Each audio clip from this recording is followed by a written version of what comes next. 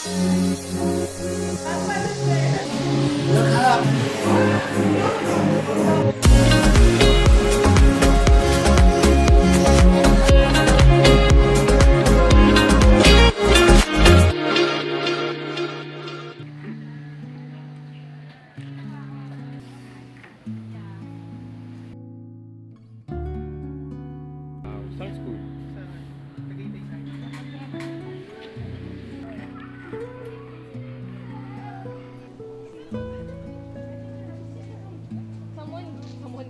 Beautiful.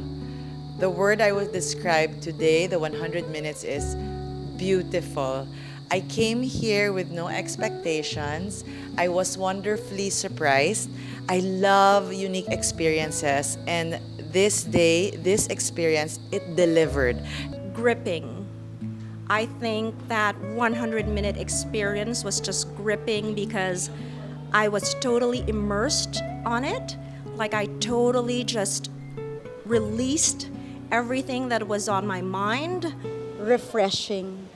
Refreshing because this is just what I need at this very moment. That's why when Kimi always says, you're at the right place, at the right time with the right people, she really meant that. And it's just something that I really feel it's a blessing for me today. Be peaceful.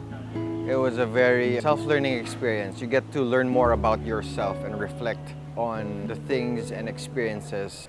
Bliss. I felt all the weight I was carrying being unloaded.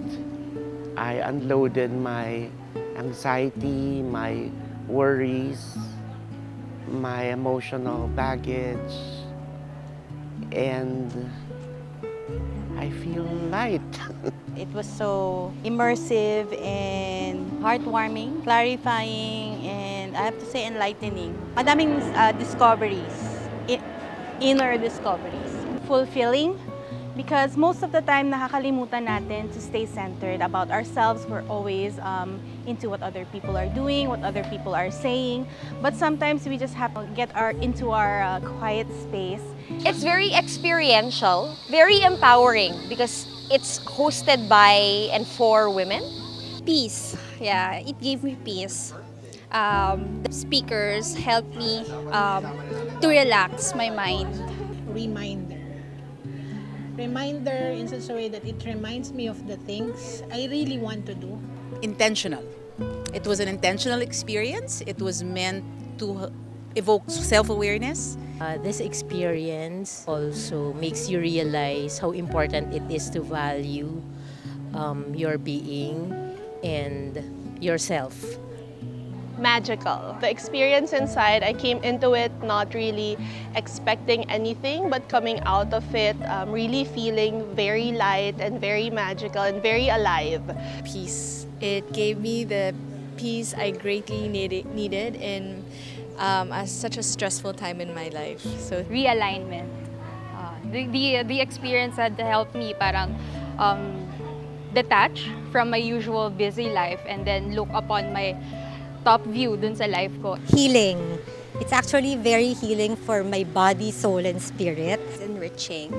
I think it's very important, at least for me, to find time to learn more about myself despite everything I'm doing on a daily basis. It was not intimidating because I felt when I went in, I felt safe and I felt I didn't feel scared to participate.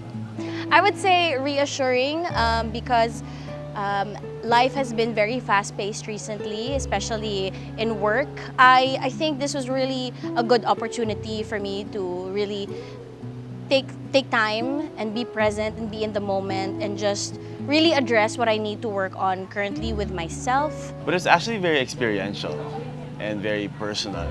The facilitators shared their lives too, so I felt like it was a conversation going on. That was very inspiring. This entire experience just helped me release all of that and give me the clarity and the peace that I really needed. Intentional, because in the beginning of the experience, they tell you to write down different intentions, and I couldn't think what it was, but then throughout each journey, they bring you through different immersive activities that really kind of help you figure that out. Amazing, because I realized that I'm not checking myself lately, so it was really an amazing moment. It's a amazing and peaceful. I should love myself more. Peace, because peace to me is simply being yourself, knowing that I am where I'm supposed to be. I am at the right place, at the right time, with the right people. Open. Why? Because it taught you a lot more sa sarili mo eh. Like, one thing na akala mong you're open na, but then pinadig deep ka sa sarili mo. And then all the emotions, everything that you thought that you were feeling just went out.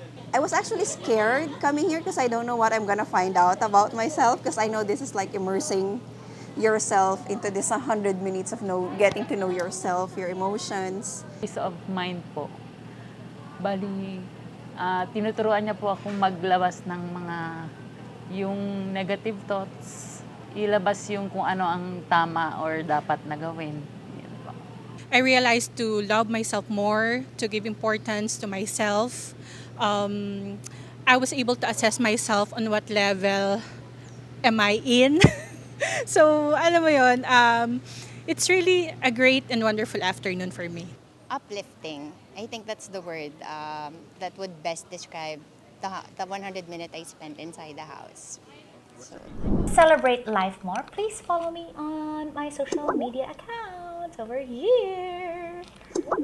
Follow her.